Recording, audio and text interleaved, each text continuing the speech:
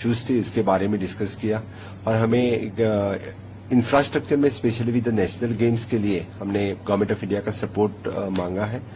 Madam have assured us to give the support national games के लिए madam ने support देने के कहा। इससे पहले भी हमें जब गोवा एट 60 हम सेलिब्रेट कर रहे थे तभी भी हमें केंद्र सरकार से अच्छी मदद मिली थी।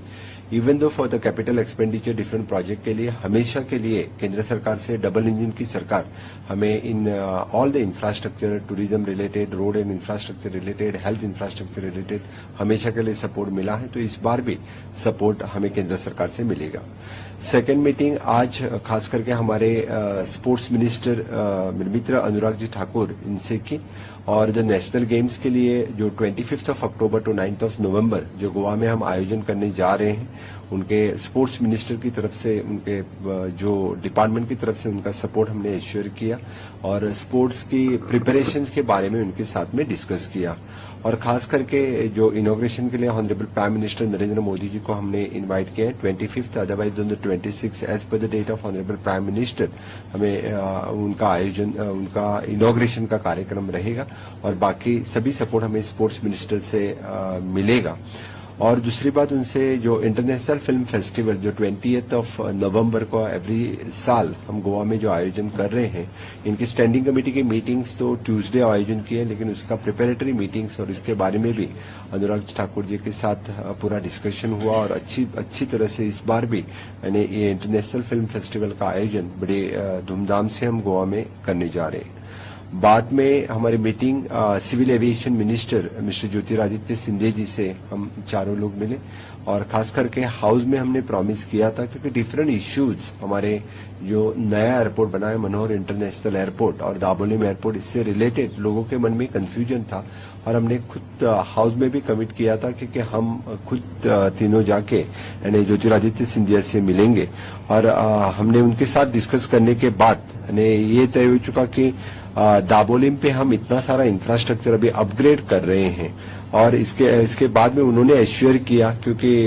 इसके बाद भी नए फ्लाइट्स दाबोलिम कनेक्टिविटी स्टार्ट हो जाएगी और जो न्यू कनेक्टिविटी है इंटरनेशनल और नेशनल वो मोपा इंटरनेशनल एयरपोर्ट पे जाएगी। लेकिन एक बात निश्चित है क्योंकि दाबोलिम हम कंटिन्यू कर रहे हैं क्योंकि इतना इंफ्रास्ट्रक्चर हम बढ़ा रहे हैं और tourism open sky air policy के अंतर्गत न्यू कंट्रीज कनेक्ट करने के लिए भी हमारी मांग रही और उन्होंने हमें एश्योर भी किया है क्योंकि इंटरनेशनल एयरपोर्ट और ज्यादा बढ़ने के लिए और इंटरनेशनल टूरिस्ट गोवा में बढ़ावा देने के लिए हमारे definitely he will considered for the open sky air policy के अंतर्गत वो कंसिडर करेंगे। न्यू कंट्री कनेक्शन गोवा के साथ में और रहेगा।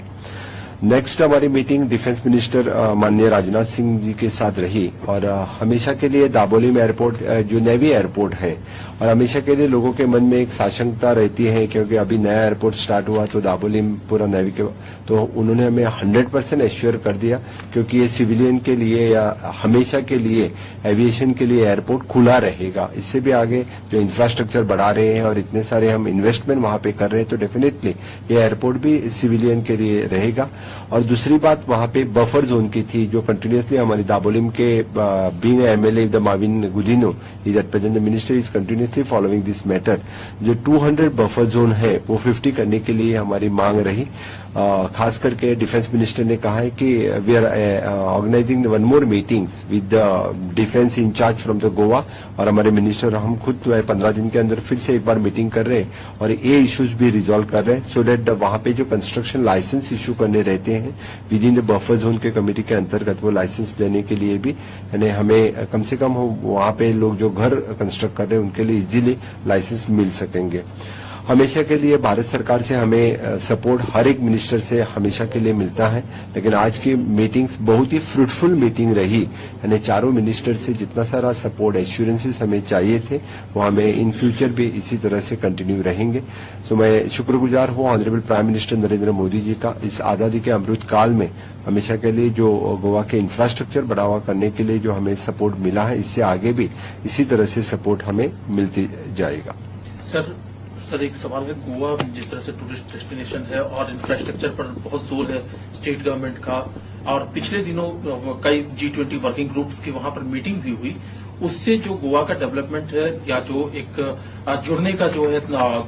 उसको कितना फायदा मिला है G20 मीटिंग्स जो वहां पर हुई है वर्किंग ग्रुप्स की अलग अलग मिनिस्ट्रीज की? सबसे पहले तो G20 के मीटिंग्स यानी बहुत ही अच्छी मीटिंग्स रही और अप्रोक्सीमेटली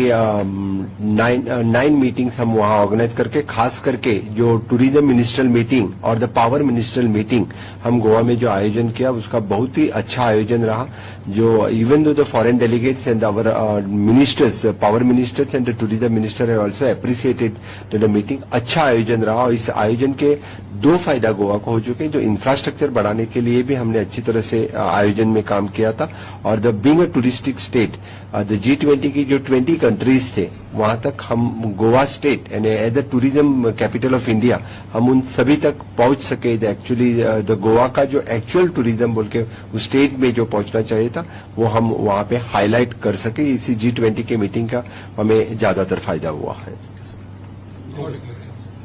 और खास करके मैं ये ऐड करूंगा क्योंकि जो टूरिज्म यानी G20 का डिक्लेरेशन जो आगे होने वाला है they will declared as the Goa declaration of the G20। Thank you.